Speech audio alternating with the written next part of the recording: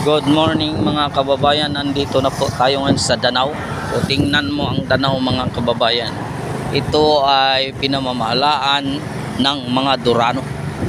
Durano dito ang sulit dito Durano mga kababayan, kagaya ng Davao, Duterte. Pero dito mga Durano, pero same pa rin mga ano yan sila. First cousin, third cousin yan sila. So tingnan mo ang Danau mga kabayan, mayroon na itong maps sa Danau, Mitsumi, tinawag itong Mitsumi Danau. So maraming empleyado rito. By the way mga kabayan, patuloy po tayo. So ngayon lang ako nakabalik sa ilang araw, parang mga kababayan, madi-discourage tayo sa pagbablog. Madi-discourage po tayo kasi alam nyo naman, tinitingnan natin mga bihira lang ang nanood, pero okay pa rin mga kababayan, ipagpatuloy pa rin. Tapos nagkasakit din ako mga kababayan, hindi ako makapag-vlog balik. So sana hindi kayong magsawa pag like and share ang ating video, pa-subscribe naman kung hindi pa ka-subscribe. So itong sugar talaga mga kababayan, napakahirap itong sugar. Kung ikaw ay mataba, kung mataas ka na sugar, hindi na mo kailangan mag-jogging pa, magpataas ka lang sugar at talagang ikaw baba. Noon ako 88 kilos, ngayon 68 kilos na lang mga kabayan. Napakarami, malaki ang binaba sa aking timbang, mga kabayan, malaki talaga. So by the way mga kabayan, so ito pa rin, nagpapasalamat pero ako, patuloy tayo mga kabayan. Magko-comment po tayo ngayon sa Administrasyong Marcos, sa line-up nila. Ipinakilala na nila mga kababayan. Alam nyo naman sila kung sino sila. Alam nyo naman kung sino itong mga korap na ito ang nandyan sa administrasyon na ito. Piliin natin sa kanila kasi ang pinipilaban, ilan lang sila. So piliin natin sila mga kabayan kung sinong tao dyan na may paninindigan talaga para sa taong bayan. Hindi yung kasi sikat sila, kahit abogado pa sila mga kabayan, katulad nitong si Abalos, kahit abogado pero niyurakan niya ang batas. So paano natin siya ipapanalo? Kung mananalo siya bilang senador, kayang-kaya tayo rin yurakan ng isang maliliit na taong bayan. Itong mga niyurakan niya gan yung mayaman, tayo pa kaya yung mga mahihirap? Diba mga kababayan? So itong si Abalos, para sa akin ex niyan, walang matanggap niyan sa akin.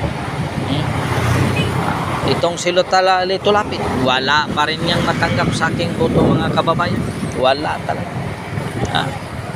Hindi mo yan makikita sa Senate nakipag-debate sa mga taong may political interest sa kaban ng taong bayan. Itong si Bong Revilla, ito na sad, ipapasa na sa niya 55 years. Noon pa yan, hanggang ngayon hindi pa napasa. Mga Senator Amy, ito black and white, diskarte. Nagbitiw na siya sa administrasyon, hindi siya sasama. Paano hindi ka sasama? Kapatid ka, hindi ka susuportaan. Ito isang paglilingla ng ating mamamayan para iboto si Senator Amy. Wala na tayong Marcos dadalhin mga kababayan. Tatanggalin na natin sila sa listahan ng politiko na tumatakbo sa ating bayan. Hindi natin nalimuto.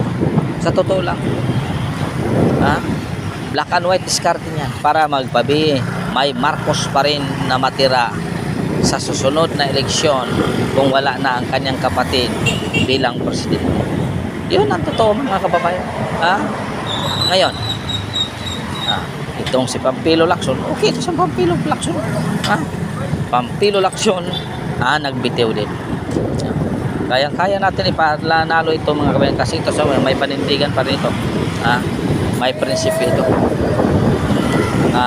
Itong si Soto, aywan ko lang. Aywan ko lang. Hindi tayo magdedesisyon muna ngayon. Aywan ko lang sa kanya. Kaya mga kababayan, ito ang ating titingnan. Kung ang isang tao lumalaban sa mga budget para sa mga mamamayan, para sa kanan, every department, ayun ang ating kailangan.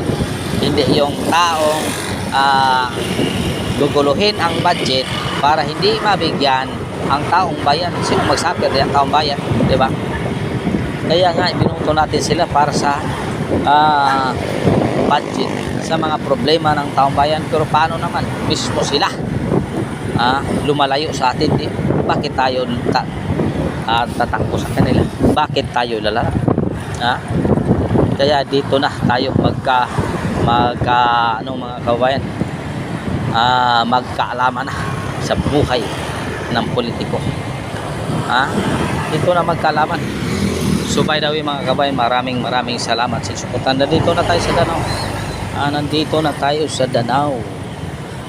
Mga kababayan. Ngayon, nandito na po tayo. Maraming salamat sa suporta mga kababayan. Maraming salamat sa suporta. God is good all the time. All the time. God is good with Senyor kaninyong tanan mga kababayan. Maraming salamat. Kahit ilang araw, 1 week siguro ako hindi ako nakapag-download ng video mga kababayan. Doon ako nagpasalamat para ako nandyan kayo na hantang sumuporta sa akin. Maraming salamat mga kababayan. Ito na, nandito na tayo sa Danau. Maraming salamat mga kababayan. Napakainit ang panahon.